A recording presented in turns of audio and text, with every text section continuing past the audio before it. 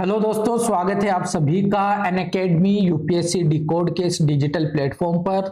मेरा नाम है शकील अहमद और आप सभी जानते हैं इस न्यू चैनल पर नए लर्नर्स के लिए हमने एक नई सीरीज शुरू की हुई है जिसे हम कह रहे हैं UPSC previous year questions discussion series. इस सीरीज में दोस्तों अब तक हम 2015 का और 2016 का पेपर ऑलरेडी डिस्कस कर चुके हैं। 2017 के पेपर के 4 पार्ट हमने डिस्कस कर लिए हैं, यानी 80 क्वेश्चंस हमने डिस्कस कर लिए हैं। अब हम आज हमारा 5th पार्ट पूरा करेंगे और इसके साथ ही 2017 का पेपर भी हमारा कंप्लीट हो जाएगा। 4 पार्ट में कैसे, एक्चुअली हमारा तरीका यह है कि हर एक ईयर के, हर एक साल के पेपर को हम 5 भागों में डिवाइड करते हैं। फर्स्ट 20 क्वेश्चन है ना, फिर नेक्स्ट 20 क्वेश्चन, इसी तरह से 20-20 क्वेश्चन डिस्कस करते हुए हम एक साल के पेपर को 5 पार्ट में डिस्कस करते हैं। ये इसलिए है ताकि आपकी तैयारी का ये जो टाइम है, तैयारी का 1 आवर आपका इस सेशन में इससे ज्यादा ना लगे। 1 घंटा या ज्यादा से ज्यादा सवा घंटा, 60 से 75 मिनट आपका लगे। बाकी आप जो फ्रेश पढ़ रहे हैं, जो नया कंटेंट पढ़ रहे हैं या अगर पढ़ चुके हैं तो जो रिवीजन स्ट्रेटेजी आपकी है वो कंटिन्यू बनी रहे। हमारा ऐसा इरादा नहीं है कि आपको एक ही सेशन 5 घंटे का देकर आपके दिन के दूसरे शेड्यूल को क्या कर दिया जाए, बर्बाद कर दिया जाए। अगर ऐसे करेंगे तो दोस्तों ज्यादा लंबे टाइम तक कंसिस्टेंसी के साथ तैयारी नहीं हो पाएगी। तो अपने टाइम को छोटे छोटे पार्ट्स में बांटना होता है। और आपको ये पता है कि पीवाईक्यू आपकी तैयारी के लिए, अगर आप प्रीलिम्स की तैयारी कर रहे हैं 2027 की या उसके बाद के एग्जाम की, अगर आपने सोचा है कि कर रहे हैं, करना है, तो पीवाईक्यू आपको पता होना चाहिए कि एक तरह से मार्गदर्शक का काम करते हैं। सिलेबस प्रीलिम्स के लिए सिलेबस बहुत ज्यादा डिफाइंड नहीं है, मेंस के लिए डिफाइंड है लेकिन प्रीलिम्स के लिए नहीं है।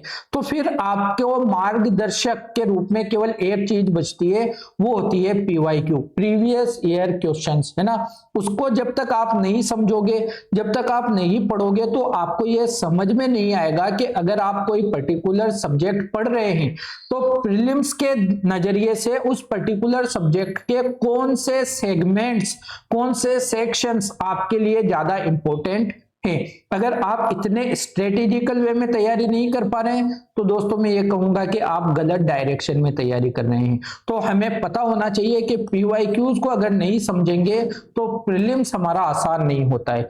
पीवाईक्यू आपको डायरेक्शन देता है प्रीलिम्स को क्रैक करने को लेकर, है ना। और मैं अपनी जो यूपीएससी की मेरी जितनी जर्नी रही है उसको लेकर पीवाईक्यू का रोल मैं आपको इतना बता सकता हूं कि दोस्तों पीवाईक्यू के बिना सिलेक्शन नहीं होता, प्रीलिम्स आपका नहीं निकलता। और पीवाईक्यू की अगर मैं कंक्लूजन की बात करूं कि पीवाईक्यूज का एनालिसिस करके आपका कंक्लूजन क्या निकलता है, तो आपको समझ में आता है कि आपकी जो बेसिक तैयारी है, जो स्टैटिक पार्ट है या जो तैयारी का फंडामेंटल पार्ट है, उसी से आपके सबसे ज्यादा क्वेश्चन पूछे जाते हैं। क्योंकि जो नए लर्नर्स होते हैं, जो अपने सफर का आगाज कर रहे हैं, जो अपने सफर की शुरुआत कर रहे हैं, वो करंट अफेयर के नाम पर इतना ज्यादा मिस डायरेक्शन में चले जाते हैं, इतना ज्यादा डायरेक्शन लेस हो जाते हैं कि वो सिर्फ करंट अफेयर पढ़ने की सोचते हैं। लेकिन दोस्तों करंट अफेयर से जरूर क्वेश्चन आते हैं, लेकिन जब तक आपको बेसिक पार्ट की अंडरस्टैंडिंग नहीं होगी आप करंट अफेयर को सोल्व नहीं कर पाएंगे, करंट अफेयर के क्वेश्चन को सोल्व नहीं कर पाएंगे, उन्हें समझ भी नहीं पाएंगे उस तरह से जैसे एक बेसिक तैयारी वाला बच्चा समझ पाता है। ठीक है, तो अब तक हमने 2 पेपर ऑलरेडी कर लिए हैं। आज के सेशन के बाद हमारा थर्ड पेपर भी क्या हो जाएगा, कंप्लीट हो जाएगा। हमारा टारगेट है कि 2015 से लेकर 2025 तक के सभी पेपर हम डिस्कस कर लें और उसके बाद में जैसे ही 2026 का पेपर हमारा होता है उसको भी हम यहाँ पर 5 पार्ट में अच्छे से डिटेल में डिस्कस करने की कोशिश करेंगे। एक लास्ट बात आपको मैं ये बता दूं कि इस डिस्कशन का मकसद हमारा केवल क्वेश्चन को देखकर उसके आंसर तक पहुंचने का नहीं है, बल्कि आपकी तैयारी के लिए किसी भी क्वेश्चन को पढ़ने का तरीका और आपकी तैयारी, आपकी अंडरस्टैंडिंग पर काम करते हैं हम हर क्वेश्चन को लेकर, है ना। बात करते हैं कौन सा क्वेश्चन केवल करंट अफेयर से रिलेटेड है, कौन से में आपकी अंडरस्टैंडिंग की जरूरत है। अगर आपने पिछले सेशंस देखे होंगे तो आपको इसका भली भांति आइडिया होगा। अगर आप पहली बार जुड़ रहे हैं तो इस सेशन को पहले देखिए, उसके बाद आपको खुद लगेगा कि आपको फर्स्ट से लेकर अभी तक के सारे सेशन लाइन से देख लेने चाहिए। ठीक है दोस्तों, इसीलिए एक गैप के साथ आपको ये सेशन मिलते हैं, रेगुलर नहीं मिलते, ताकि आप पिछले सेशन को कवर कर सकें, इस सेशन की जो इनसाइट्स हैं, जो अंडरस्टैंडिंग है, उसको आप प्रोसेस कर सकें। ठीक है, तो आइए शुरू करते हैं हमारा आज का डिस्कशन। यहाँ पर बातचीत थोड़ी ज्यादा हो गई शायद, लेकिन ये जरूरी था आपकी समझ के लिए। आइए बात करें। देखिए दोस्तों, मैं फिर से बताऊं, 2017 का ये पेपर है, तो करंट की जितनी भी न्यूज है लगभग 10 साल के पहले का जो सिनेरियो है हम 2026 में डिस्कस कर रहे हैं, तो हो सकता है आपको थोड़ा पुराना लगेगा वो सिनेरियो, लेकिन उस टाइम पीरियड के हिसाब से तो वो क्या था, करंट का सिनेरियो था, वहां से क्वेश्चन पूछे जाने इंपॉर्टेंट थे। 2017 में क्या आया था, हमारा जीएसटी आया था, तो जीएसटी से आपको क्वेश्चन देखने को ना मिले। इकोनॉमी का इतना इंपॉर्टेंट कॉन्सेप्ट, इतना इंपॉर्टेंट पार्ट आपको कैसे छोड़ देगा एग्जामिनर। तो जीएसटी से आपकी अंडरस्टैंडिंग को लेकर एक सवाल किया गया, क्या कह रहा है यह भारत में, तो देखिए पहले इसको पढ़ते हैं। जीएसटी के क्रियान्वित किए जाने के क्या सर्वाधिक संभावित लाभ हैं, है ना, क्योंकि 2017 में ही जीएसटी लाया गया, इंप्लीमेंट किया गया। तो ये कह रहा है कि अगर हम जीएसटी को इंप्लीमेंट कर रहे हैं तो इसके संभावित लाभ क्या हो सकते हैं। तो क्या है, यह भारत में बहु प्राधिकरणों द्वारा वसूल किए जा रहे बहुल करों का स्थान लेगा और इस प्रकार एकल बाजार स्थापित करेगा। तो बिल्कुल जीएसटी का उद्देश्य यही था, जो हर सामान पर अलग अलग टैक्स लगता था, राज्य सरकार अलग लगा रही है, सेंट्रल गवर्नमेंट अलग लगा रही है ना, अलग अलग जगह हर वस्तु पर अलग अलग टैक्स लगता था, उसको सरल करके सभी वस्तुओं पर एक ही तरह का टैक्स लगाने के लिए जीएसटी लाया गया था। तो पहला एकदम ठीक है, जो बहुत सारे टैक्स होते थे उनकी जगह पर यह एकल बाजार स्थापित करने में आपकी मदद करता है। वर्तमान में हम देखते भी है जीएसटी, और वर्तमान में 2026 में अगर आप इसको देख रहे हैं जब, तो आप देखते हैं कि 2017 के बाद से कई सारे रिफॉर्म्स जीएसटी में लाए गए हैं। तो जीएसटी हमेशा आपके लिए एक इंपॉर्टेंट पार्ट ऑफ प्रिपरेशन होता है। जब भी आप पढ़े ओवरऑल डिटेल में इसको पढ़ेंगे। ठीक है, पहला ठीक है, यह भारत के चालू खाता घाटे को प्रबलता से कम करके उसके विदेशी मुद्रा भंडार को बढ़ाने हेतु उसे सक्षम बनाएगा। आप ये बात बताओ, आप टैक्स का एक नया सिस्टम लेकर आ रहे हो, आप इतनी गारंटी से कैसे कह सकते हो या इतना ज्यादा कोई उम्मीद कैसे लगा सकते हो कि ये आपका चालू खाता घाटे को कम करेगा प्रबलता से। वो भी देखिए कितना स्ट्रॉन्ग वर्ड है कि बहुत ज्यादा कम कर देगा। नहीं भाई, उसमें हमें क्या करना पड़ेगा, हमारी इंपोर्ट एक्सपोर्ट की नीतियां कैसी है ना, आप इंपोर्ट ड्यूटीज को किस तरह मैनेज करते हो उसको लेकर आपको ध्यान देना पड़ता है। तो आपको इंपोर्ट और एक्सपोर्ट की नीतियां और उसको लेकर जो आपका डाटाज है उन पर डिपेंड होता है आपका चालू खाता घाटा, है ना। तो सिर्फ ऐसा नहीं है कि एक जीएसटी रिफॉर्म लाने से आपका करंट अकाउंट डेफिसिट क्या होगा, कम हो जाएगा, और वो भी प्रबलता से। थोड़े बहुत कम करने की बात कहें तो शायद हम थोड़ा अज्यूम कर पाए, शायद हम इंटरलिंक करने की कोशिश करें कि अच्छा इससे ये फर्क पड़ेगा, लेकिन जब प्रबलता से कहता है, स्ट्रांगली कहता है, तो आपको सोचने की जरूरत होती है कि क्या केवल एक रिफॉर्म से इतना बड़ा हो जाएगा, तो फिर ये रिफॉर्म हम आज से पहले क्यों नहीं लेकर आए, है ना। तो ये बात आपकी सोचने की है, इसलिए ये क्या है, गलत है। यह भारत की अर्थव्यवस्था की समृद्धि, जिसे आप ग्रोथ कहते हैं ना, समृद्धि और आकार को वृद्ध रूप से बढ़ाएगा। देखिए फिर से कितना बड़ा स्टेटमेंट है, बहुत बड़ा कर देगा भारत की अर्थव्यवस्था के आकार को, और निकट भविष्य में चीन से आगे निकल जाने के योग्य बनाएगा। तो चीन तो हमसे बहुत आगे है दोस्तों, चीन से निकट भविष्य में आगे सिर्फ एक रिफॉर्म से अगर हो जाते तो बात ही क्या होती। तो यह स्टेटमेंट भी कहीं ना कहीं आपको एक्सट्रीम लेवल का स्टेटमेंट देखने को मिलता है। एक्सट्रीम लेवल का स्टेटमेंट है ना, और उससे क्या होता है आप इसको एलिमिनेट कर पाते हैं आसानी से। तो केवल एक आपका सही उत्तर है, केवल एक आपका सही उत्तर है यहाँ पर मैं लेकर आया हूं आपके लिए। इसको देखेंगे, बाकी 2 और 3 को आप यहाँ पर गलत कर देंगे। जीएसटी के लिए आप कुछ चीजों को नोटिस कर सकते हैं, कुछ चीजों को जीएसटी से बाहर रखा गया था, लेकिन मैं कहूंगा आप जब भी जीएसटी पढ़े होलिस्टिक वे में करंट अपडेट करते हुए पढ़िएगा दोस्तों, है ना। करंट अपडेट हमेशा उसमें होना चाहिए, हर तरह से उसको कवर कीजिएगा। जीएसटी आपके लिए प्रीलिम्स के लिए भी एज वेल एज मेंस के लिए बहुत इंपॉर्टेंट एक पार्ट है आपकी तैयारी का। ठीक है दोस्तों, आइए आगे बढ़ते हैं। ये करंट बेस्ड क्वेश्चन है, क्योंकि एक फ्री ट्रेड एग्रीमेंट के दौरान जब आप बहुत सारे एग्रीमेंट करते हैं, जब आप किसी देश से अपने व्यापार को बेहतर बनाने के लिए कुछ वार्ताएं करते हैं, तो उसी में एक एग्रीमेंट का प्रकार आता है broad based trade and investment agreement, है ना। तो ये क्या है, 2017 का क्वेश्चन है, और उस टाइम पीरियड पर ये पूछ रहा है कि ये जो BTIA है कभी कभी समाचारों में देखने को मिलता है, तो भारत और कौन से देश या कौन सी संस्था के साथ इसको समाचारों में देखा जाता है। तो आप देखेंगे 2013 के आसपास यूरोपियन यूनियन से आपका इस तरह की ट्रेड डील्स को लेकर, एग्रीमेंट को लेकर चर्चाएं देखने को मिलती थी। इससे आपको यह ध्यान रखना है, अगर वर्तमान में करंट सिनेरियो में भारत किसी देश के साथ में, किसी भी अन्य देश के साथ में, या किसी ऑर्गेनाइजेशन, किसी संगठन के साथ में कोई फ्री ट्रेड एग्रीमेंट करने पर काम कर रहा है, अगर वार्ता भी चल रही है, अगर समाचार में ये बातें आ रही है, न्यूज में ये बातें आ रही है, तो आपको उससे अपडेटेड रहना है ना। इस क्वेश्चन से आपको यह समझना है। तो इसका उत्तर ए है यूरोपीय संघ। आप देखेंगे यूरोपीय संघ और भारत 2004 से रणनीतिक साझेदार है। द्विपक्षीय व्यापार और निवेश समझौते को लेकर 2007 में बातचीत प्रारंभ हुई थी, लेकिन 13 में कुछ गतिरोध उत्पन्न हो गया था। तो यह सिनेरियो करंट का इशू था, आपको देखने को मिलता है। चलिए अगला क्वेश्चन।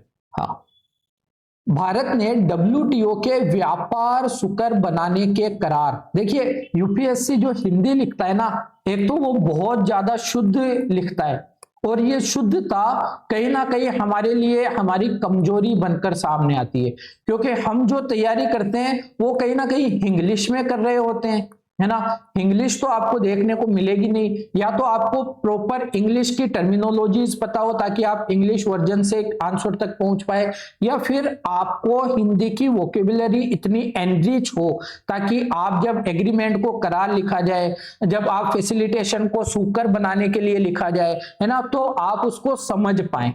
तो एक्चुअली ये TFA है, इसका मतलब है ट्रेड फैसिलिटेशन एग्रीमेंट। तो इसने क्या लिखा है, व्यापार सुकर बनाने के लिए करार, है ना, का अनुसमर्थन किया। तो भारत ने अनुसमर्थन किया था क्या, TFA WTO के बाली स्तरीय पैकेज 2013 का एक भाग है, और TFA जनवरी 2016 में प्रवर्त यानी लागू हुआ।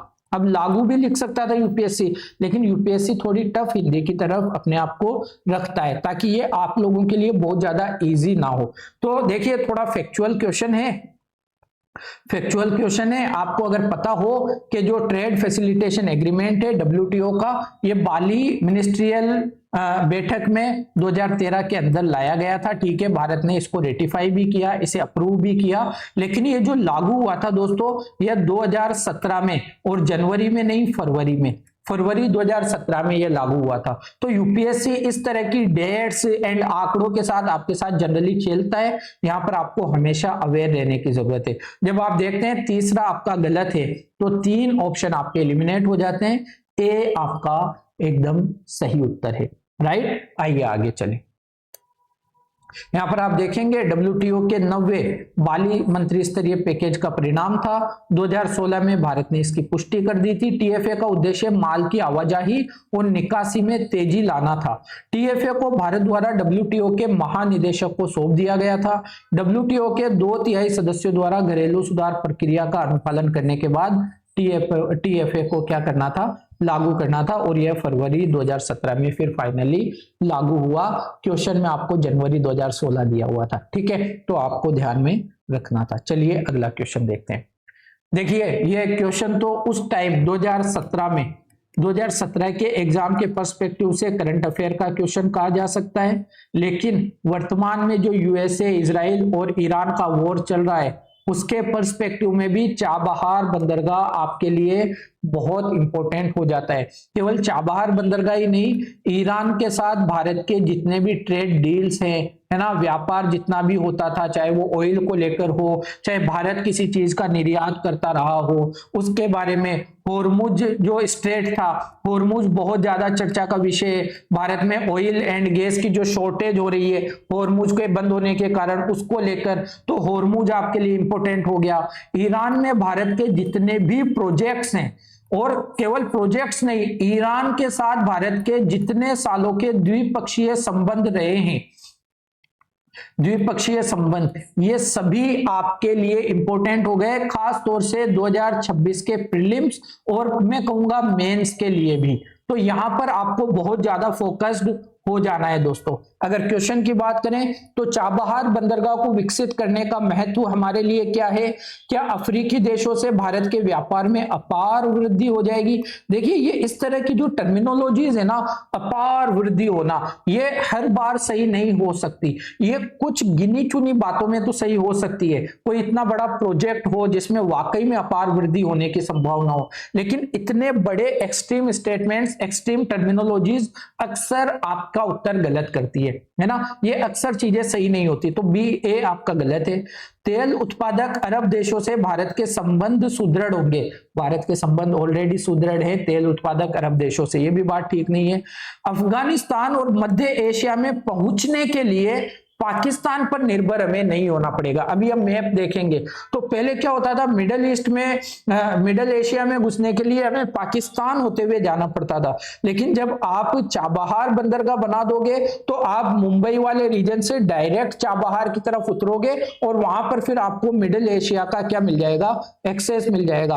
और पाकिस्तान क्योंकि कहीं ना कहीं हमारा एक तरह से शत्रु ही है, तो वो हमेशा अपने आप इंटरफेयर करने की कोशिश करता था, हमें मध्य एशिया में पहुंचने से रोकने की कोशिश करता है ना, अपना बदला लेने की कोशिश करता है। तो उसको हम बाईपास कर पाएंगे, पाकिस्तान का रोल ही खत्म हो जाएगा हमारे ट्रेड वगैरह को लेकर, हमारी पहुंच को लेकर। तो ये एक इंपॉर्टेंट बंदरगाह है हमारे लिए, लेकिन जब से यह युद्ध चल रहा है, यह वॉर चल रहा है, पता नहीं क्या होना है दोस्तों, है ना। तो सी आपको ध्यान रखना है। बाकी ईरान आपके लिए बहुत ज्यादा इंपॉर्टेंट इस टाइम पीरियड पर है एग्जाम पर्सपेक्टिव से। चलिए आगे चलें। ये देखिए आप, यहां पर ये ईरान है और ये चाबहार आपको देखने को मिलेगा, ये वाला। वरना हमें पाकिस्तान या तो कराची पोर्ट है या फिर आप लैंड रूट से जाओगे तो पाकिस्तान तो आपको आता ही था बीच में, है ना। तो ईरान वगैरह तक पहुंचने के लिए, अफगानिस्तान तक पहुंचने के लिए आप पाकिस्तान को बाईपास कर पाओगे, सरपास कर पाओगे, ठीक है। तो ये सारी बात है। ईरान में ये देखिए, ईरान में चाबहार की रणनीतिक बंदरगाह को विकसित करने के लिए मई 2016 में एक ऐतिहासिक समझौते पर हस्ताक्षर किए गए थे। भारत ने पाकिस्तान के माध्यम से परिवहन और भारत ने अफगानिस्तान के माध्यम से परिवहन और व्यापार गलियारे के निर्माण के लिए एक त्रिपक्षीय भारत ईरान अफगानिस्तान समझौते पर भी सहमति व्यक्त की है ना। तो फिर आप देखेंगे ईरान को सड़क नेटवर्क से कैसे जोड़ेंगे, अफगानिस्तान के जरांज से जोड़ा जाएगा। हम पहुंच जाएंगे चाबहार बंदरगाह पर, फिर वहां से आप जरांज डेलाराम सड़क बनाएंगे 218 किलोमीटर लंबी, ताकि कनेक्टिविटी और आगे तक बन जाए, है ना। तो ये सारी बातें हैं, आप इसको पढ़ेंगे तो आपको समझ आ जाएगा। अंतरराष्ट्रीय उत्तर दक्षिण परिवहन गलियारे के जरिए मध्य एशिया तक भी ये बात है, फिर भारत आगे तक पहुंच पाएगा, ठीक है। आगे देखते हैं अगला क्वेश्चन। आप इसको पढ़ लेंगे, आपको सब क्लियर हो जाएगा, ज्यादा कोई इश्यू नहीं है। ये करंट अफेयर को लेकर भी आप कह सकते हैं, हमारे संविधान को लेकर एक नया विषय उत्पन्न हुआ है ना, जिसे आप अवशिष्ट विषय कहते हैं, अवशिष्ट विषय। और अवशिष्ट विषय पर कानून बनाने का अधिकार किसको होता है? अवशिष्ट विषय पर कानून बनाने का अधिकार होता है संघ की विधायिका को, संसद को, ठीक है। केंद्र को यह अधिकार दिया गया है। तो यह एक बात है कि अगर भारत में साइबर सुरक्षा घटनाओं पर रिपोर्ट करना किसके या किनके लिए अनिवार्य है, मैंडेटरी है, अधिदेशात्मक है। तो भारत में ये रूल्स एंड रेगुलेशन बनाए गए कि अगर आपके यहाँ पर जो सर्विस प्रोवाइडर है या जो डाटा सेंटर है या जिस कंपनी का वो पर्टिकुलर सोशल मीडिया प्लेटफॉर्म है, उसमें अगर किसी तरह की साइबर सुरक्षा से रिलेटेड चिंताएं घटनाएं देखने को मिलती है तो आपको क्या करना पड़ेगा, उसकी रिपोर्ट करनी पड़ेगी और उसके बारे में अवेयर करना पड़ेगा, है ना। तो किस किस को जरूरी है इसको रिपोर्ट करना, तो जो सर्विस प्रोवाइडर है उनको भी, डेटा सेंटर्स को भी, और कॉर्पोरेट निकाय जो कॉर्पोरेट बॉडी होती है उनको भी। तो 1, 2 और 3 सभी इसके लिए सही उत्तर है। कंपेरेटिवली इजी था और आप देखेंगे तो करंट अफेयर्स रिलेटेड ये क्या था, क्वेश्चन था। आप इसको देख सकते हैं। भारत में इस तरह की राष्ट्रीय स्तर की कंप्यूटर आपातकालीन प्रतिक्रिया टीम क्या होती है, संचालित होती है, जो साइबर अपराधों को लेकर रिस्पॉन्स करती है ना। आपको समझने की जरूरत, इसको पढ़ लेंगे आप चीजों को बहुत आसानी से समझ लेंगे। आपको यहाँ ध्यान देने की जरूरत है कि साइबर हमलों के प्रकार कितने होते हैं, कई बार एग्जाम में पूछा गया है। मेलवेयर होता है, phishing, ransomware, denial of service, man in the middle, cryptojacking, SQL injection और एक्सोप्लाइट्स, है ना। बहुत सारे प्रकार होते हैं और इनको आपको समझने की जरूरत है। यहाँ पर आप देखेंगे कुछ प्रकारों को डिटेल में लिखा भी गया है, तो आप इसको पढ़ के दोस्तों अपने आप को अपडेट जरूर रखिएगा। बाकी साइंस एंड टेक से जनरली क्वेश्चन करंट बेस्ड ही पूछे जाते हैं, करंट ड्रिवन ही होते हैं। और अगर मैं आपको बताऊं साइंस एंड टेक में भी वो कौन सा पार्ट है जहां से सबसे ज्यादा क्वेश्चन आते हैं, सबसे इंपॉर्टेंट पार्ट तो आप कहेंगे सर बायोटेक का है, बायोटेक्नोलॉजी से बहुत क्वेश्चन पूछे जाते हैं। फिर आप कहेंगे इंफॉर्मेशन टेक्नोलॉजी, आईटी से बहुत क्वेश्चन पूछे जाते हैं। इसके अलावा आपको पता होना चाहिए स्पेस और डिफेंस, है ना, इनसे भी बहुत ज्यादा क्वेश्चन आपको देखने को मिलते हैं। यहां से जब आप साइंस एंड टेक पढ़ेंगे ना तो यहां पर आपका और ज्यादा फोकस होना जरूरी है, और ज्यादा फोकस्ड होना जरूरी है। तो ये हमारा क्वेश्चन था। आइए अगले पे चले। देखिए कितना प्यारा क्वेश्चन है। भारत में मताधिकार यानी मत देने का, वोट देने का अधिकार और निर्वाचित होने का अधिकार, क्या यह मूल अधिकार है, क्या यह नैसर्गिक अधिकार है, नेचुरल राइट्स जिसे आप कहते हैं नेचुरल राइट्स, क्या यह नेचुरल राइट्स है? अगर नेचुरल राइट्स होता तो पूरे विश्व के लोगों को होता ना, सभी को होता, तो नेचुरल राइट्स तो नहीं है। क्या यह संवैधानिक अधिकार है या यह विधिक अधिकार है? देखिए मूल अधिकार आप फर्क कीजिए, संवैधानिक अधिकार और मूल अधिकार,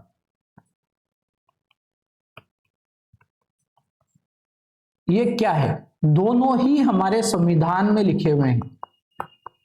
यानी अगर मैं ये कहूं कि मूल अधिकार भी कहीं ना कहीं संवैधानिक अधिकार का ही पार्ट है, बिल्कुल है, लेकिन मूल अधिकार वे हैं जो भारत के संविधान के भाग 3 में लिखे गए हैं, और यदि इनका उल्लंघन किया जाता है तो आप डायरेक्ट सुप्रीम कोर्ट में अपील कर सकते हैं, रिट दायर कर सकते हैं आर्टिकल 32 के अंतर्गत, है ना। संवैधानिक अधिकार वे हैं जो मूल अधिकारों के भाग 3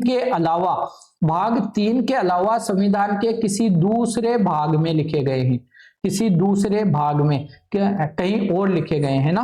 तो भाग 3 में आप देखते हैं 12 से 35 तक का जो अनुच्छेद है, तो 12 से 35 अनुच्छेद के अलावा किसी और अनुच्छेद में अगर कोई बात लिखी हुई है तो वो आपके संवैधानिक अधिकार तो है लेकिन वो मूल अधिकार नहीं है ना। तो उनको विकृत किया जा सकता है या नहीं किया जा सकता, हालांकि इस पे भी डिबेट है, फिर भी मूल अधिकारों को सबसे उच्च स्तर का संरक्षण प्राप्त होता है, सबसे उच्च स्तर का, और इनको अपेक्षाकृत निम्न स्तर का संरक्षण आप कह सकते हैं। हालांकि वो सुप्रीम कोर्ट डिसाइड करता है कि ये बातें कितनी ठीक है कितनी नहीं है। तो मत देने का अधिकार और निर्वाचित होने का अधिकार ये हमारे संविधान में लिखे हुए तो हैं, लेकिन मूल अधिकारों वाले भाग में नहीं लिखे हुए, इसलिए इन्हें संवैधानिक अधिकार माना जाएगा लेकिन मूल अधिकार नहीं माना जाएगा। विधिक अधिकार वो है जब संसद कोई कानून लेकर आए कोई कानून लेकर आए और कानून लाकर आपको कोई अधिकार प्रदान करे। तो संसद कानून से कोई अधिकार देती है तो वह दूसरे कानून से उस अधिकार को छीन भी सकती है, लेकिन जो मूल अधिकार है वो आपको संसद ने नहीं दिए, वो आपको हमारे संविधान ने दिए। और संविधान ने जो अधिकार दिए उसे संसद इतनी आसानी से बिना सुप्रीम कोर्ट के इजाजत के, बिना संविधान की इजाजत के आपसे छीन नहीं सकती है ना। तो सी आपका यहाँ पर सही उत्तर होगा दोस्तों, संवैधानिक अधिकार। यहाँ पर आप देखेंगे तो इसको आप पढ़ेंगे तो आपको आइडिया मिल जाएगा। अनुच्छेद 326 में मत देने का अधिकार है और निर्वाचित होने का अधिकार है। तो क्योंकि ये भाग 3 के बाहर का अधिकार है इसलिए इसको क्या कहेंगे आप, संवैधानिक अधिकार कहेंगे। हमारे भाग 3 के बाहर कुछ अधिकार दिए हुए हैं जो आप ध्यान रखिए। आर्टिकल 265, विधि के प्राधिकार के अलावा कोई भी टैक्स आप पर नहीं लगाया जा सकता। अगर आप टैक्स लगाते हैं कोई भी तो आपको उसके लिए बिल लाना पड़ेगा। आप अपनी मन मर्जी से कोई भी टैक्स किसी पर नहीं लगा सकते, ठीक है। ये किसका अधिकार है, ये नागरिकों का अधिकार है। फिर आर्टिकल 300A वो जो संपत्ति वाला था, जिसे 44वें संविधान संशोधन में भाग 3 से निकालकर यहाँ पर 300A में रख दिया गया था, है ना। तो ये तो पता ही है आपको।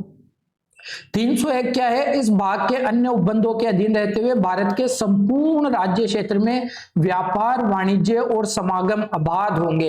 अबाध रूप से आप पूरे भारत में अपना व्यापार वाणिज्य कर सकते हैं और आ जा सकते हैं, है ना। अनुच्छेद 326 की हमने बात करी ली है, मतदान देने का अधिकार और निर्वाचित होने का अधिकार इसके अंतर्गत आता है। ये कुछ अधिकार हैं जो संविधान में भाग 3 के बाहर हमें मिलते हैं अधिकार, लेकिन भाग 3 के बाद मूल अधिकारों के बाहर आपको देखने को मिलते हैं। ये भी एक करंट ओरिएंटेड क्वेश्चन है दोस्तों, करंट ड्रिवन क्वेश्चन है ना। क्या है, एलिसा यानी इवोल्ड, ई से ये जो छोटा ई है यहाँ पर लिखा हुआ है evolved laser interferometer space antenna, है ना। व्यतिकरण मापी अंतरिक्ष एंटीना परियोजना का प्रयोजन क्या है, उद्देश्य क्या है। ये जो योजना आपने शुरू की है एलिसा, इसका उद्देश्य क्या है। तो एलिसा का उद्देश्य था दोस्तों गुरुत्वीय तरंगों को पकड़ना, उसको महसूस करना और उसको अध्ययन करना, है ना। तो गुरुत्वीय तरंगों का पता लगाना, इसके बारे में यह बी आपका सही उत्तर है 87 को लेकर। आप देखेंगे एलिसा विकसित लेजर व्यतिकरण मापी अंतरिक्ष एंटीना परियोजना 3 अंतरिक्ष यान स्थापित करने की एक शानदार योजना है। इसमें 3 पृथक लेकिन एक दूसरे से संबद्ध, एक मदर और 2 डॉटर अंतरिक्ष यान अंतरिक्ष में स्थापित किए गए। 50 मिलियन किलोमीटर से अधिक की दूरी पर सूर्य के चारों ओर अपनी कक्षा में पृथ्वी का अनुगमन करते हुए यह त्रिकोणीय विन्यास में उड़ान भरेगा। लेजर इंटरफेरोमीटर इन घनों के बीच की दूरी में परिवर्तन को सटीक रूप से मापेंगे और यदि गुरुत्वाकर्षण तरंग से कुछ प्रभावित होते हैं ये लोग, तो इस दूरी में होने वाले सूक्ष्म परिवर्तनों को इंटरफेरोमीटर द्वारा मापा जाएगा। तो गुरुत्वीय तरंगों को पहचानने के लिए, उनसे होने वाले परिवर्तनों को समझने के लिए क्या है, यह परियोजना शुरू की गई थी। तो देखिए एलिसा और एलिसा के बारे में परीक्षण, ये एक टेस्ट होता है बीमारी को लेकर, तो इनके बारे में कंफ्यूज मत होना, यहाँ पर आपको दिया हुआ है, ठीक है, ध्यान रखिएगा। यह क्या है, रक्त में एंटीबॉडी, जो एलिसा है रक्त में एंटीबॉडी का पता लगाने के लिए किया जाने वाला एक क्या है, टेस्ट है। तो एलिसा टेस्ट के बारे में आप याद रखिएगा और एलिसा से कंफ्यूज उसको मत करना। यह योजना है विद्यांजलि योजना।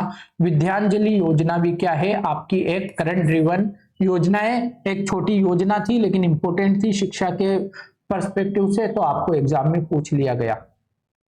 क्या यह प्रसिद्ध विदेशी शिक्षण संस्थानों को भारत में अपने कैंपस खोलने में सहायता करने के लिए लाई गई थी।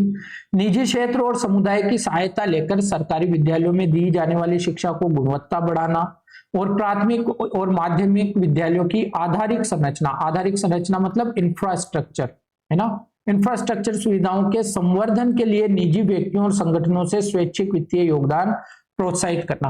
तो देखिए दोस्तों, विद्यांजलि योजना जो थी हमारे स्कूलों में हमारे स्कूलों में जो शिक्षा की गुणवत्ता, बार बार ये कहा जाता है कि शिक्षा की गुणवत्ता ठीक नहीं है, उसे ठीक करने के लिए निजी क्षेत्र के लोगों की भागीदारी की अपेक्षा की गई थी कि आप लोग भी अपनी भागीदारी निभाओ और इंश्योर करो कि स्कूलों में शिक्षा की गुणवत्ता बेहतर बने। तो इसको लेकर विद्यांजलि योजना शुरू की गई थी।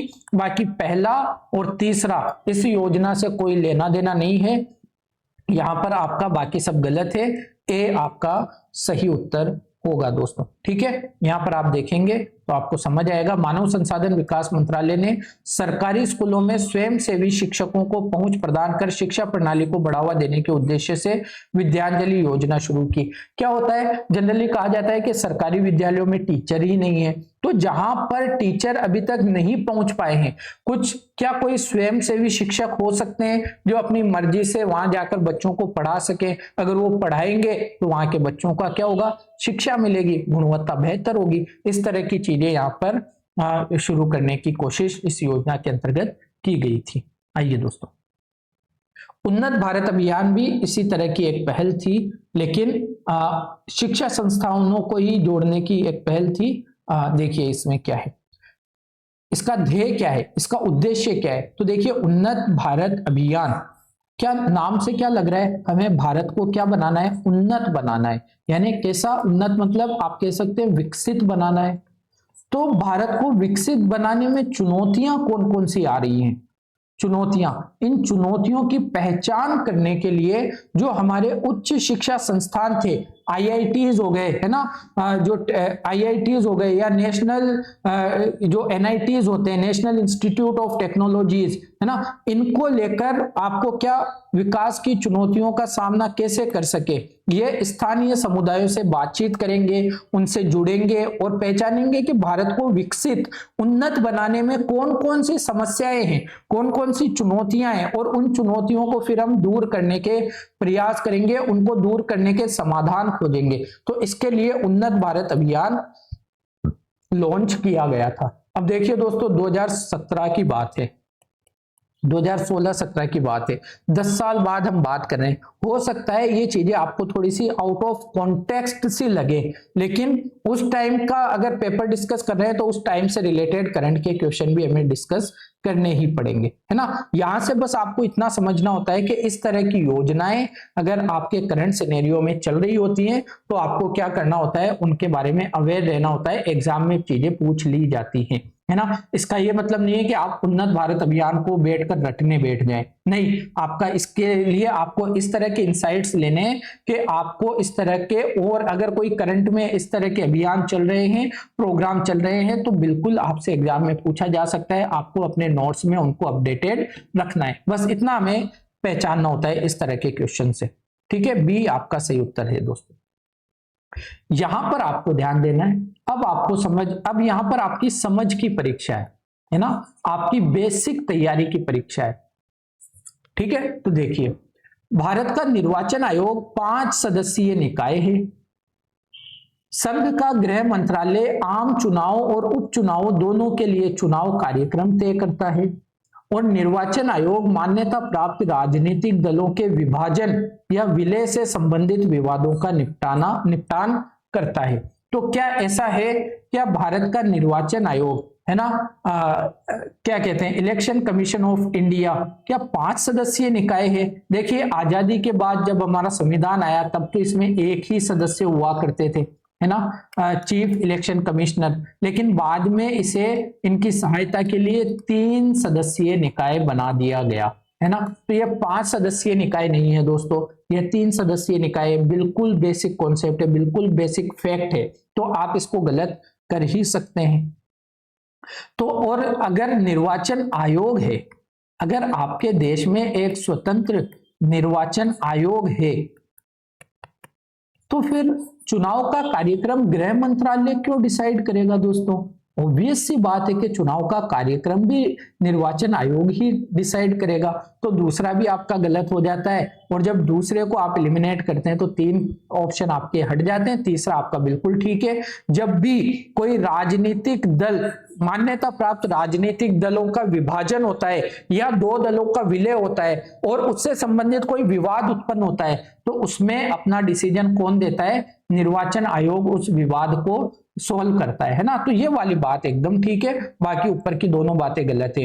यहां देखिए, जब एक मान्यता प्राप्त राजनीतिक दल प्रतिद्वंदी गुटों में विभाजित हो जाता है तो निर्वाचन प्रतीक आदेश 1968 दल के प्रतीकों चिन्हों से संबंधित विवादों के समाधान की प्रक्रिया निर्धारित करता है। इस आदेश के पैरा 15 के अनुसार इस मामले के सभी तथ्यों और परिस्थितियों पर विचार करने और प्रतिनिधियों को सुनने के बाद निर्वाचन आयोग को यह तय करने का अधिकार है कि कौन सा गुट या समूह दल के प्रतीक का उपयोग करने का हकदार होगा।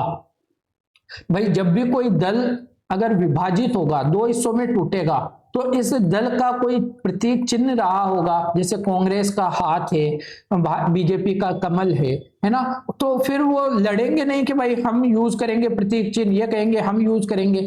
तो ये जो विवाद उत्पन्न होगा, इसका डिसीजन कौन लेगा? इसको फाइनली क्या कहते हैं, इसके ऊपर निर्णय कौन सुनाएगा? ये सुनाएगा इलेक्शन कमीशन, है ना, हमारा भारत का इलेक्शन कमीशन। चलिए आगे बात करते हैं। हाँ, कितना अच्छा क्वेश्चन है, अच्छी तरह से पूछा हुआ है क्वेश्चन, बिल्कुल इजी है। भारत में यदि कछुए की एक जाति को, एक प्रजाति को वन्य जीव संरक्षण अधिनियम 1972 की अनुसूची 1 के अंतर्गत संरक्षित घोषित किया गया हो तो इसके क्या निहितार्थ है, इसका मतलब क्या है? अब आपको सिर्फ इतना पता होना चाहिए कि जो हमारा वन्य जीव वाइल्ड लाइफ प्रोटेक्शन एक्ट है, वन्य जीव संरक्षण अधिनियम 1972 है, उसकी जो शेड्यूल्स है, उसकी शेड्यूल 1 का मतलब क्या है? शेड्यूल 1 का मतलब है दोस्तों, जब आप इसमें किसी जानवर को शामिल कर लेते हैं तो उसको सभी तरह के कामों से क्या कर दिया जाता है? संरक्षित कर दिया जाता है। अब आप उसको शिकार नहीं कर सकते, उसको पाल नहीं सकते, उसके साथ में आप उसका व्यापार नहीं कर सकते, वो उसको क्या उच्चतम संरक्षण प्रदान आप कर देते हैं, है ना। तो क्या मतलब होगा? इसे संरक्षण का वही स्तर प्राप्त हो जाएगा जैसा कि बाघ को प्राप्त है। तो आपको पता होना चाहिए बाघ को भी हमारे वाइल्ड लाइफ प्रोटेक्शन एक्ट की शेड्यूल 1 में रखा गया है, और जब किसी कछुए की प्रजाति को भी रख दोगे तो दोनों को बराबर संरक्षण प्राप्त होगा। ए आपका सही उत्तर है। मैं एक सेकेंड, हाँ, ए आपका सही उत्तर है। ये क्या हुआ? अच्छा, हम पेन ले लेते हैं, है ना।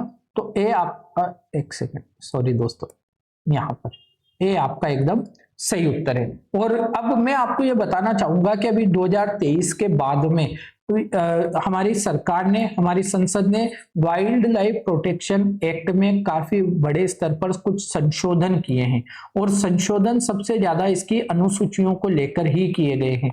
तो आपको ये जो पुराना सिनेरियो था अनुसूची 1 से लेकर 6 तक का, इसको अब साइड में रख के जो नए अपडेटेड संशोधन है उसके अकॉर्डिंग क्वेश्चंस पर जाना है। अब जब भी आप करेंगे तो आपको हमेशा ध्यान रखना है कि आप जब भी इसको पढ़ेंगे 1972 के अधिनियम को, तो जो रिसेंटली जो डेवलपमेंट्स हुए हैं, जो संशोधन हुए हैं, जो अमेंडमेंट्स हुए हैं, है ना, जो अमेंडमेंट्स हुए हैं उनको आप जरूर अपडेट करेंगे अपने नोट्स में दोस्तों, ठीक है।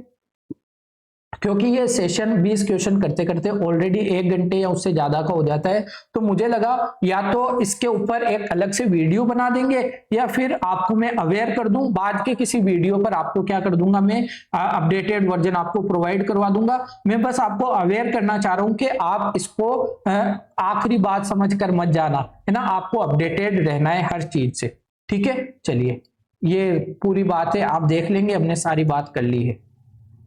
भारत में न्यायिक पुनरीक्षण का अर्थ क्या है? न्यायिक पुनरीक्षण, जिसे आप न्यायिक समीक्षा भी कहते हैं, क्या है?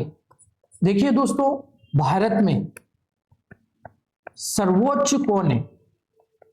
क्या हमारी संसद भारत में सर्वोच्च है? आप कहेंगे बिल्कुल नहीं सर, हमने पढ़ा है भारत में संविधान सर्वोच्च है, संविधान सर्वोच्च है। तो क्या हमें ऐसी जरूरत महसूस नहीं होगी कि भारत में अगर संविधान सर्वोच्च है और भारत में जो संसद है वह संविधान के दायरे में रहकर ही काम कर सकती है, तो जब संसद अगर कोई ऐसा कानून लेकर आए जिसके बारे में यह कहा जाए कि यह संविधान के प्रावधानों का उल्लंघन करती है, तो क्या ऐसा कोई मैकेनिज्म नहीं होना चाहिए जिससे आप संसद के उन कानूनों की जांच कर सकें, उन कानूनों की जांच कर सके, और अगर आप यह पाते हैं कि वाकई में संसद की ने जो कानून बनाया है वह संविधान के प्रावधानों का उल्लंघन करता है, तो आप उसे असंवैधानिक घोषित कर सके, असंवैधानिक घोषित कर सके। तो ऐसा मैकेनिज्म तो होना चाहिए ना, तो हमारे संविधान में बिल्कुल ऐसा मैकेनिज्म दिया गया है। अनुच्छेद 13 से भारत का जो उच्चतम न्यायालय है, भारत का जो सुप्रीम कोर्ट है, उसको यह पावर मिलती है कि संसद जब कोई कानून पारित करती है तो उसकी संवैधानिकता की जांच वह कर सकता है ना। तो 92 की अगर आप बात करें तो न्यायिक पुनरीक्षण का क्या मतलब है, विधियों और कार्यपालिक आदेशों की संवैधानिकता के विषय में प्रख्यापन करने का न्यायपालिका का अधिकार। तो बिल्कुल यह न्यायपालिका की शक्ति है। जब संसद कोई विधि बनाती है या सरकार कोई आदेश जारी करती है तो उसकी संवैधानिकता की जांच के लिए न्यायपालिका के पास इतनी शक्ति है कि वह जांच कर सकती है कि यह कानून, यह आदेश ठीक है या नहीं है।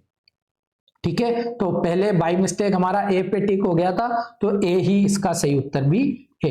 बाकी आप देखेंगे विधानमंडलों द्वारा निर्मित विधियों के प्रज्ञान को प्रश्नगत करने का न्यायपालिका का अधिकार, यह न्यायपालिका का सभी विधायी अधिनियमों के राष्ट्रपति की सहमति देने से पूर्व पुनरीक्षण नहीं, इतना हस्तक्षेप सुप्रीम कोर्ट नहीं करता है, क्योंकि भारत में न्यायालय को और विधायिका को लेकर शक्ति पृथक्करण का सिद्धांत है, शक्ति पृथक्करण का, है ना। तो जनरली आप देखते हैं कि कोर्ट के कार्य में हमारी संसद कोई हस्तक्षेप नहीं करती और संसद के कामों में कोर्ट कोई हस्तक्षेप नहीं करता, लेकिन जब यह पता चलता है कि हो सकता है यह कानून भारत के संविधान का उल्लंघन कर रहा है, तो फिर चेक एंड बैलेंस की व्यवस्था है, फिर सुप्रीम कोर्ट हस्तक्षेप कर सकता है और उसकी जांच कर सकता है ना, और ऐसा कई बार किया भी गया है। तो बाकी ये बात तो ठीक नहीं है।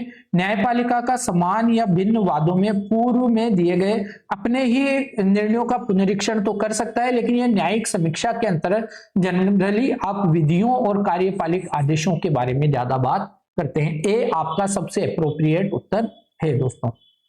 यहाँ आप देख सकते हैं मैंने सारी बातें बता दी जितनी आपको समझने की जरूरत थी, फिर भी आपका दिल करे कि सर ये पढ़ना है तो पॉज करके आप इसको पढ़ लेना दोस्तों। ठीक है, आइए अगला क्वेश्चन। भारतीय स्वतंत्रता संघर्ष के संबंध में निम्नलिखित घटनाओं पर विचार कीजिए। तो देखिए ये 2017 में बार बार आपको याद दिला रहा हूं, 2017 का पेपर है। उस टाइम यूपीएससी के क्वेश्चन पूछने का लेवल इतना था कि आपको इतनी दूर दूर की घटनाओं के बारे में पूछा। फॉर एग्जांपल 1946 में होता है रॉयल नेवी वाला जो विद्रोह होता है ना। भारत छोड़ो आंदोलन कब प्रारंभ हुआ, 1942 में हुआ। द्वितीय गोलमेज सम्मेलन आपको पता है 3 जो गोलमेज सम्मेलन हुए थे 1930 और 1931 के टाइम पीरियड पर, 2 साल के टाइम पीरियड पर 3 सम्मेलन हो गए थे। तो आपको सही कालानुक्रम बताना है, सही क्रोनोलॉजी बतानी है। लेकिन अब यूपीएससी इतने दूर दूर की घटनाएं नहीं पूछती। अब यूपीएससी एक ही टाइम पीरियड की, फॉर एग्जाम्पल 1942 की ही 3-4 घटनाएं आपके लिए दे सकती है ना, 1946 की ही 4 घटनाएं दे देगी। तो आपको क्रोनोलॉजिकली ज्यादा करेक्ट होने की जरूरत है। हिस्ट्री में हमेशा ध्यान रखिए ये जो 1935 के बाद का टाइम पीरियड है ना, 1935 से 1947 तक का, इसमें जो घटनाएं हुई, या मैं ये कहूंगा 1929 के बाद वाला, 1929 से 1947 तक का ये जो टाइम पीरियड है, इसकी क्रोनोलॉजी एकदम माइन्यूट लेवल पर आपको पता होनी चाहिए दोस्तों, है ना। नेहरू रिपोर्ट आई, फिर उसके बाद में गांधी जी की 11 सूत्रीय मांगे आई, फिर गांधी जी ने सविनय अवज्ञा आंदोलन प्रारंभ किया, ठीक है। उसके बाद में गोलमेज सम्मेलनों में पहले का बहिष्कार किया, दूसरे में हिस्सा लिया, इरविन के साथ समझौता हुआ 1931 में, फिर समझौता होने के बाद द्वितीय गोलमेज सम्मेलन में भाग लिया, वापस आकर वापस सविनय अवज्ञा आंदोलन का दूसरा चरण लाए। इसके साथ ही वो जो कम्युनल अवार्ड आया है ना, इंडिया कम्युनल अवार्ड के बाद में अंबेडकर के साथ में जो पूना पैक्ट हुआ, इन सब की क्रोनोलॉजी। आगे हम चलते हैं, फिर आप देखते हैं कि 1940 में अगस्त प्रस्ताव है, 40 के बाद में फटाफट बहुत सारी घटनाएं, क्रिप्स मिशन, कैबिनेट मिशन, बहुत सारी बातें। ये सारी क्रोनोलॉजी आपको माइन्यूट लेवल पर पता होनी चाहिए। आज के यूपीएससी एग्जाम की डिमांड यही है दोस्तों, ठीक है। तो मैं कहूंगा 1929 से 47 तक की ये क्रोनोलॉजी तो आपको उंगलियों पे पता होनी चाहिए और बहुत अच्छे से पता होनी चाहिए। अभी बात करें तो 3-2-1 आपका सही उत्तर है, सी आपका एकदम सही उत्तर यहां पर हो जाएगा। चलिए इसको देख लेंगे, हमने बात कर ली है। हाँ, इकोनॉमी में इस तरह के क्वेश्चन बहुत पूछे जाते हैं और इन्हें कहते हैं हम trends related question. Trends related questions, इसका क्या मतलब हुआ, पिछले 10 सालों के या पिछले 5 सालों के किसी बात का ट्रेंड पूछ लिया जाता है कि लगातार वृद्धि हो रही है या लगातार कमी आ रही है ना। तो यूपीएससी में इस तरह के क्वेश्चन फेवरेट रहे हैं काफी समय तक। आप देखेंगे 2017 का पेपर है, फिर से बता रहा हूं, और पिछले एक दशक की बात कर रहा है, यानी 2007 से 17 की कहीं ना कहीं, 2007 से 2016 की कहीं ना कहीं बात कर रहा है। तो क्या कह रहा है कि पिछले दशक में भारत के जीडीपी के प्रतिशत के रूप में कर राजस्व में सतत वृद्धि हुई है, लगातार वृद्धि हुई है। तो देखिए जीडीपी, और वो भी परसेंटेज में पूछ रहा है, तो परसेंटेज में हो सकता है कभी वृद्धि ज्यादा हो जाए, कभी कम हो जाए। अगर ये रुपयों में पूछता, रुपयों में, तो जनरली मैं ये नहीं कह रहा हूं हमेशा, जनरली आपको वृद्धि देखने को मिल जाती है, क्योंकि महंगाई भी बढ़ रही होती है, जीडीपी का भी एक्सपेंशन होता है, और रुपयों में टैक्स कलेक्शन आपको जनरली बढ़ा हुआ देखने को मिल जाता है। तो लेकिन प्रतिशत के बारे में जब पूछता है और रुपयों में भी पूछे तो अवेयर होना जरूरी है ना।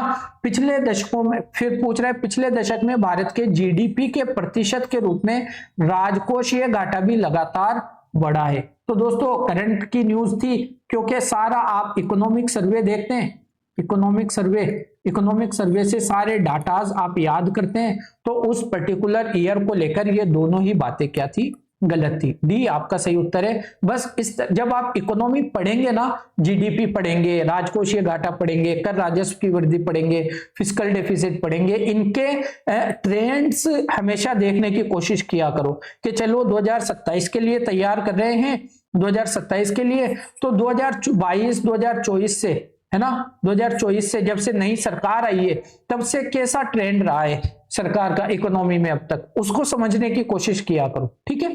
तो ये यहां पर दोनों ही क्या है, गलत है, इसको आप देख लीजिएगा। 2017 का क्वेश्चन है, करंट ड्रिवन क्वेश्चन है, इंपॉर्टेंट है। हाल ही में कुछ शेयरों को गुजरात के उनके प्राकृतिक आवास से निम्नलिखित में से किस स्थल पर स्थानांतरित किए जाने का प्रस्ताव है। देखिए दोस्तों, भारतीय शेर इंडियन लायंस एक इंपॉर्टेंट प्रजाति है, और केवल इसको एशियाई शेर कहा जाता है, एशियाई शेर, यानी ये पहले पूरे एशिया में पाए जाते होंगे, ईरान में भी पाए जाते थे, लेकिन वर्तमान में भारत में केवल गिर वन्य जीव अभ्यारण्य या गिर राष्ट्रीय उद्यान में, गुजरात वाले रीजन में ये पाए जाते हैं। तो जब कोई इंपॉर्टेंट प्रजाति केवल एक ही क्षेत्र में पाई जाती है, तो उसको खतरा यह होता है कि बाई चांस अगर उस पर्टिकुलर रीजन में कोई पेंडेमिक हो जाए, कोई खतरा क्रिएट हो जाए, तो क्या होगा, एक साथ उन सभी के समाप्त होने की संभावना बन जाती है ना। तो क्या किया जाता है, उनको बचाने के लिए, भविष्य में उनको बचाने के लिए ये डिसाइड किया जाता है कि यार ये जो एशियाई शेर है, ये जो भारतीय शेर है, इनको हम किसी और जगह भी रखें। तो सरकार ने कुछ शेरों को उठाकर मध्य प्रदेश के Kuno Palpur national wild life sanctuary में शिफ्ट करने की क्या बनाई थी, योजना बनाई थी, है ना। तो यह एक इंपॉर्टेंट बात थी उस टाइम पर, और उनके संरक्षण के लिए बहुत इंपॉर्टेंट था कि कुछ प्रजातियां एक ही जगह की जगह पर, अलग अलग जगह पर पाई जाए। फॉर एग्जांपल अगर हम बात करें एक सींग वाले गेंडे की, वन हॉर्न राइनो की, तो आप देखते हैं उसका मैक्सिमम पार्ट आपको कहां देखने को मिलता है, काजीरंगा में, काजीरंगा और मानस में, असम में, दोनों असम में 75% से ज्यादा पॉपुलेशन आपको इधर नॉर्थ ईस्ट में असम में मानस और काजीरंगा में देखने को मिलती है। तो इनके लिए सबसे बड़ा खतरा यह है कि अगर इन केस मानस और काजीरंगा में कोई बीमारी आई जाती, कोविड आई गया था ना यार हमारे पास में, तो काफी लोगों को अपनी जान गंवानी पड़ी ना उसको लेकर। तो अगर ये जो कुछ जानवरों की ये प्रजातियों में से कुछ जानवर अब बचे हैं, अगर यहाँ पर कोई बीमारी या कोई प्रकोप आ गया तो ऐसा ना हो कि ये सारी की सारी इनकी संख्या एक साथ खत्म हो जाए। तो इनको बचाने के लिए आपको क्या करना पड़ता है, इनकी संख्या को अलग अलग स्थानों पर बांट कर देखना पड़ता है। तो यही एशियाई शेरों को लेकर किया गया था। कूनो पालपुर राष्ट्रीय उद्यान इसका सही उत्तर आपके लिए था, है ना, बी आपका सही उत्तर था। लेकिन वो IUCN क्या करता है, कुछ अध्ययन करता है, जब तक ये अध्ययन नहीं हो जाए भाई इस स्थान पे वाकई में ट्रांसफर किया जाना चाहिए नहीं किया जाना चाहिए, सरवाइव कर पाएंगे नहीं कर पाएंगे, वहां की जलवायु उनके अकॉर्डिंग है नहीं है, बहुत सारी चीजें, क्योंकि IUCN देखता है जानवरों के स्टेटस को लेकर, तो वह कुछ अध्ययन करता है, उसके बाद ही उनको ट्रांसफर किया जाना प्रस्तावित होता है। चलिए अगला क्वेश्चन, 5 क्वेश्चन और बचे हमारे, और मुझे लगता है हमारी स्पीड ठीक है, बहुत ज्यादा डिले भी हम नहीं कर रहे हैं, बहुत फास्ट भी हम नहीं चल रहे हैं, ठीक है।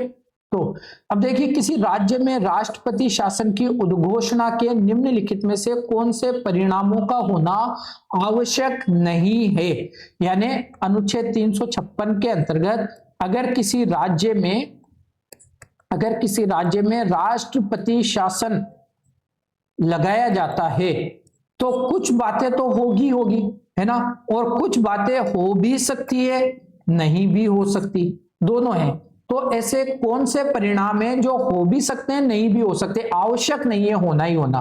तो देखिए, कोई भी राज्य में एक विधानसभा होती है, कुछ राज्यों में विधान परिषद भी है, एक विधानसभा होती है। जब इस विधानसभा के चुनाव होते हैं, फॉर एग्जाम्पल मैं राजस्थान से हूं, विधानसभा में 200 सीटें हैं, इसके चुनाव हुए, कोई पार्टी 101 से ज्यादा सीटें प्राप्त करके बहुमत प्राप्त करती है और यह अपनी क्या बनाती है, सरकार बनाती है। सरकार में कौन होता है, बेसिकली मुख्यमंत्री और उसकी मंत्री परिषद, सही बात है, ये होते हैं। अब अगर राज्यपाल ऐसी कोई रिपोर्ट दे दे कि ये मुख्यमंत्री और मंत्री परिषद की ये सरकार संविधान के अनुसार काम नहीं कर रही है, पालन नहीं कर रही है और यहाँ पर राष्ट्रपति शासन लगाया जाना चाहिए, तो क्या होता है, राष्ट्रपति के द्वारा वहां पर अनुच्छेद 356 के अंतर्गत राष्ट्रपति शासन लागू कर दिया जाता है। और राष्ट्रपति शासन लागू होने का मतलब है, क्योंकि यह सरकार और ये मंत्री परिषद तो किसी भी तरह संविधान के अकॉर्डिंग काम नहीं कर रही, तो सबसे पहले तो इनको हटाया जाएगा। तो राज्य की मंत्री परिषद को हटाया जाना तो आवश्यक है। ये पूछ रहा है कौन सा आवश्यक नहीं है, तो इसको तो हमें गलत मानना है, क्योंकि उनको हटाया जाना तो जरूरी है जो संविधान के अनुसार काम नहीं कर रहे। तो जब आप दूसरे को हटाते हैं दोस्तों, तो आपको आपका उत्तर वैसे भी मिल जाता है ना। लेकिन हमें तो समझ के आधार पर काम करना है, हमें तो हर बात को समझते हुए चलना है। क्या राज्य विधानसभा का विघटन करना जरूरी है? ये जो 200 सदस्य चुनकर आए हुए हैं, क्या इसको विघटन करना जरूरी है? विघटन का मतलब है कि इसको बिल्कुल समाप्त कर दिया, अब नए सिरे से चुनाव करवाए जाएंगे, है ना। या फिर आप इसको निलंबित भी कर सकते हो, विघटन कर सकते हो या निलंबित कर सकते हो। निलंबन का मतलब यह है कि अभी यहाँ पे कोई क्या होगी, कोई बैठक नहीं होगी, जितने भी कानून वानून बनाने राष्ट्रपति अपनी तरफ से बनाएगा। वो कौन बनाएगी? संसद बनाती है राष्ट्रपति की तरफ से, है ना। इस विधायिका की बैठक क्या हो जाती है? निलंबित हो जाती है। या फिर आप विघटन भी कर सकते हो कि भाई सभी को रिजेक्ट कर दिया, सभी को हटा दिया अपने पदों से, अब हम नए चुनाव करवाएंगे। तो ऐसा हो भी सकता है, या कई बार ज्यादातर मामलों में निलंबित कर दिया जाता है। विघटन करना आवश्यक नहीं है। क्वेश्चन को समझना दोस्तों, आवश्यक नहीं है पूछ रहा है ना, आवश्यक है या नहीं पूछ रहा। तो आवश्यक नहीं है पहला, ठीक है। स्थानीय निकायों का विघटन भी होना यहाँ पर जरूरी नहीं होता। जनरली स्थानीय निकायों को कोई भी काम नहीं, मतलब उनको इंटरप्ट नहीं किया जाता, है ना। राष्ट्रपति शासन जब लगता है वो अपने हिसाब से चलती रहती है। तो पहला और तीसरा आपका उत्तर होगा कि इन दोनों को, ये दोनों परिणाम होना जरूरी नहीं है। आई होप आप समझ पाए होंगे, है ना। थोड़ा कॉम्प्लेक्स है क्वेश्चन पूछने का तरीका, तो आप कंफ्यूज हो सकते हैं, लेकिन यही इसका सही उत्तर है। आइए आगे चलते, आप इसको पढ़ लेंगे, क्लैरिटी आ जाएगी। भारत के संविधान में शोषण के विरुद्ध अधिकार द्वारा निम्नलिखित में से कौन से परिकल्पित हैं? देखिए, हमारे संविधान में अधिकार दिए गए, हमारे संविधान का जो भाग 3 है ना, मूल अधिकार, उसमें पहले तो बात की गई है आर्टिकल 12 की। आर्टिकल 12 में बात कहा गया है कि राज्य की परिभाषा, राज्य मतलब आपको मूल अधिकार वाले पार्ट में जितनी जगह राज्य मिलेगा उसका मतलब क्या है ना, ये बताया गया है आर्टिकल 12 में।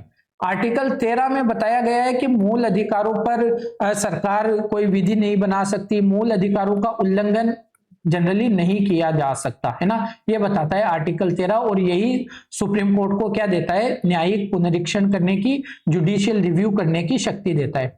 फिर आर्टिकल 14 से हमारे मूल अधिकार शुरू होते हैं। इसको हमने बांटा है समानता के अधिकार में, समानता का अधिकार। फिर आप देखते हैं स्वतंत्रता का अधिकार,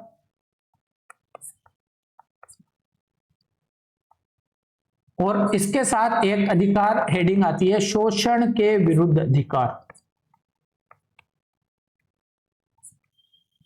है ना।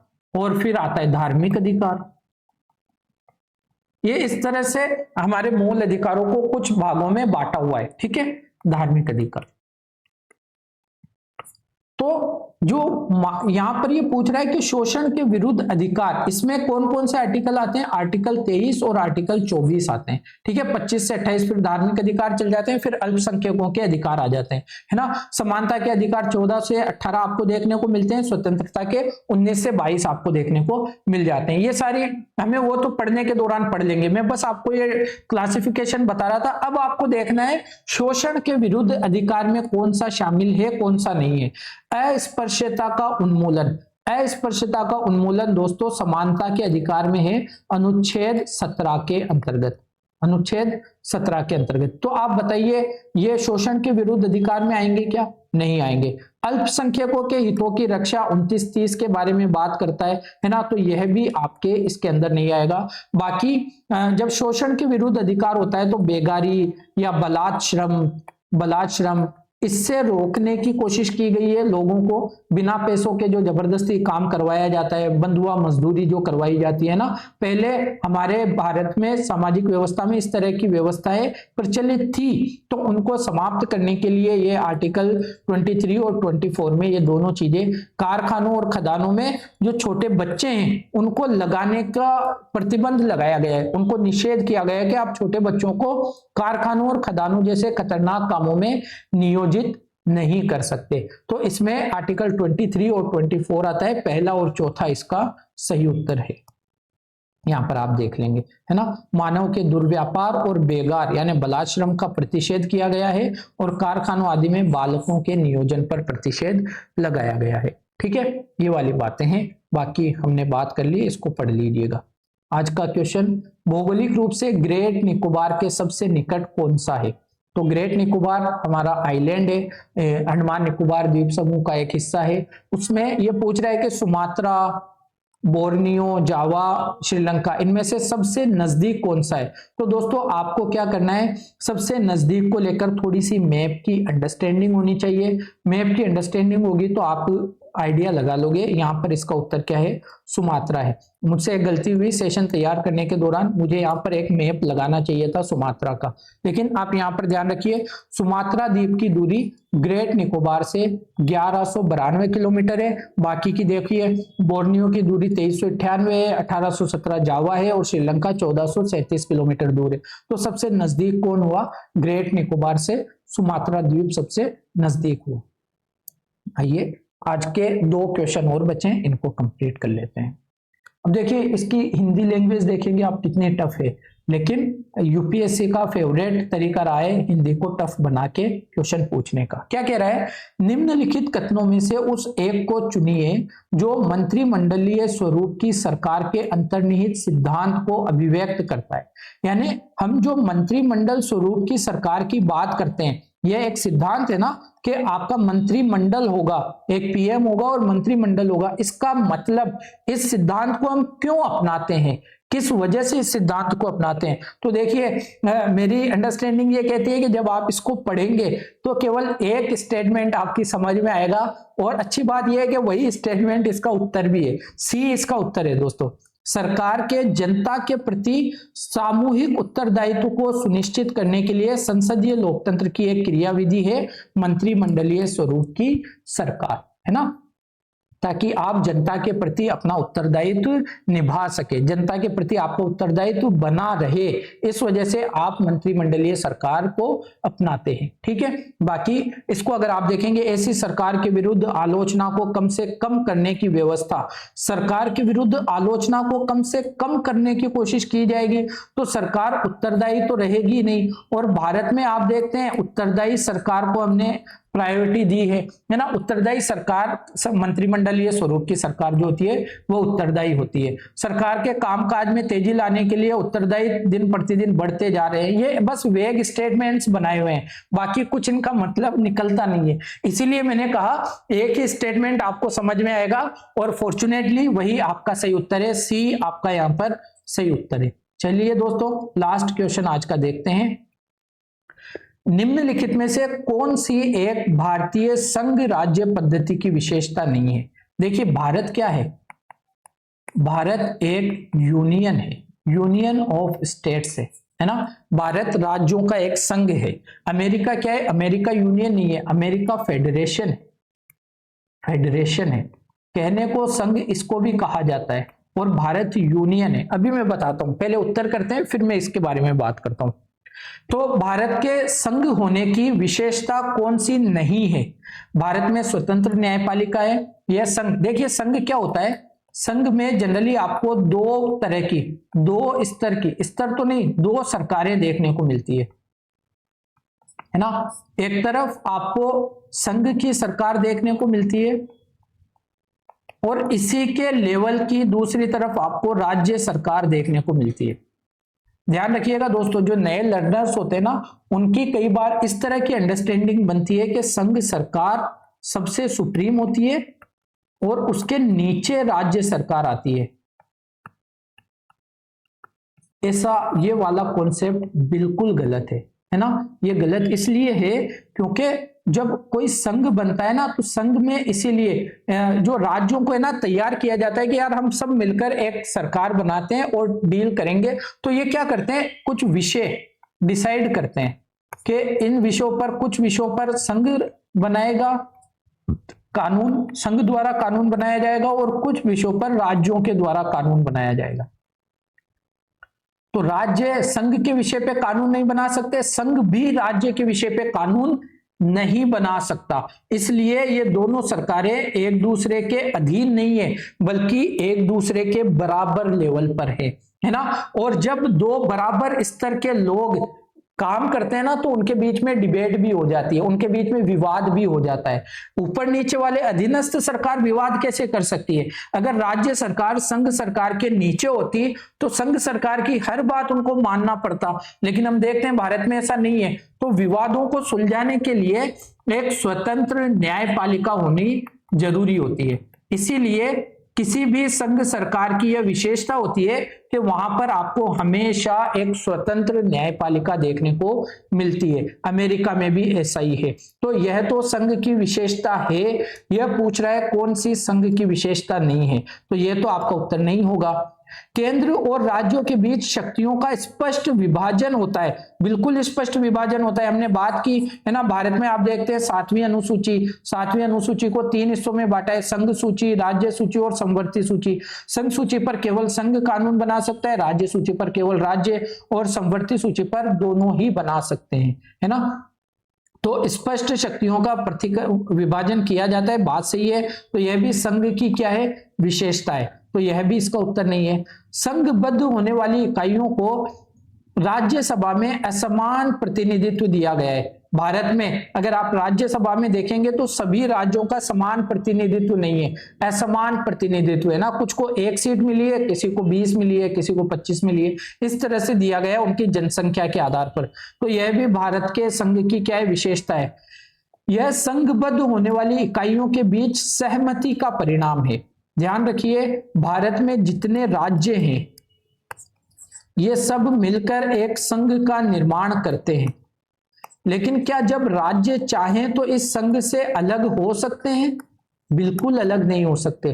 तो यह कोई सहमति का परिणाम नहीं है, इन सबको बांधा गया है एक डोर से, है ना। और इसमें कितना बड़ा रोल रहा हमारे लौह पुरुष का, सरदार वल्लभ भाई पटेल का, उनका बहुत बड़ा रोल है। तो भारत में जो राज्य हैं, अभी देखिए अमेरिका के जो 50 राज्य हैं, अगर वो चाहें तो कोई एक राज्य अमेरिका यूएसए नामक देश से अलग होकर अपनी अलग एक इकाई बना सकता है, क्योंकि ये सारे क्या है, ये सारे हैं सहमति का परिणाम। अमेरिका जो बनाए वो 13 राज्य थे उस टाइम पर जब ये अंग्रेजों से क्या हुए, आजाद हुए। तो उन 13 राज्यों ने सहमति के साथ एक अमेरिका देश बनाया, है ना, जिसे आप कहते हैं United states of America, America के यूनाइट किए हुए स्टेट्स, ठीक है, राज्य। लेकिन भारत के ये जो 28 राज्य वर्तमान में आप देखते हैं, ये कोई सहमति का परिणाम नहीं है, ये भारत के एक भौगोलिक संरचना है जो पूरा भारत को क्या बनाती है, एक बनाती है। तो यहां पर आपको देखने को मिलता है कि ये किसी सहमति का परिणाम नहीं है, यानी यह भारत के संघ की विशेषता नहीं है। तो डी आपका सही उत्तर यहां पर होगा दोस्तों।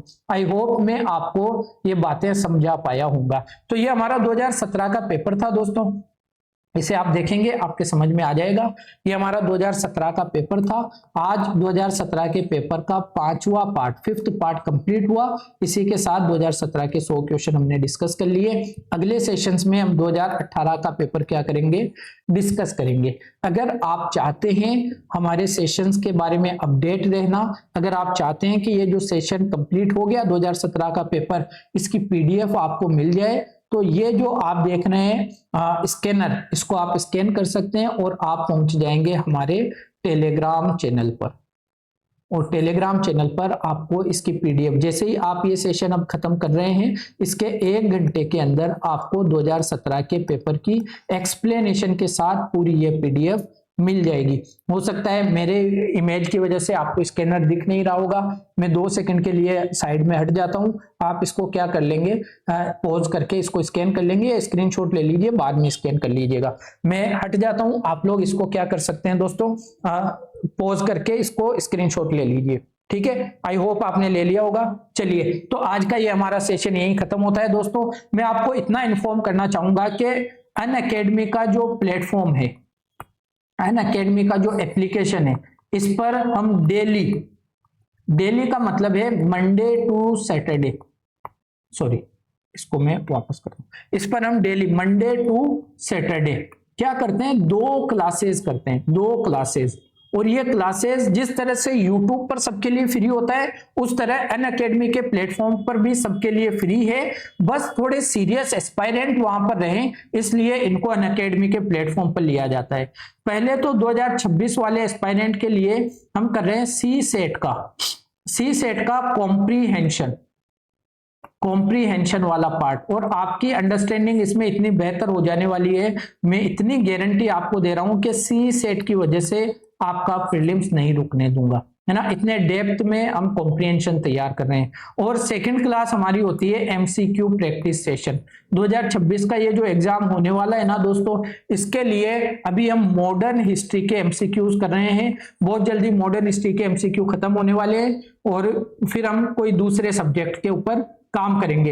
ये जो कॉम्प्रीहेंशन वाली क्लास होती है, ये सुबह 11:30 डेली मंडे टू सैटरडे सुबह 11:30 बजे, और ये जो एमसीक्यूज वाली क्लास होती है ये शाम को 6 बजे आपको देखने को मिलती है। तो अगर आप लोग चाहें तो इन क्लासों से भी अपनी तैयारी को बेहतर बना सकते हैं। तो ये आज का हमारा सेशन था। बाकी पढ़ते रहिए दोस्तों, मिलेंगे अगले सेशन के साथ में। अपना और अपनों का ख्याल रखिए। तो टाटा, बाय बाय, जय हिंद।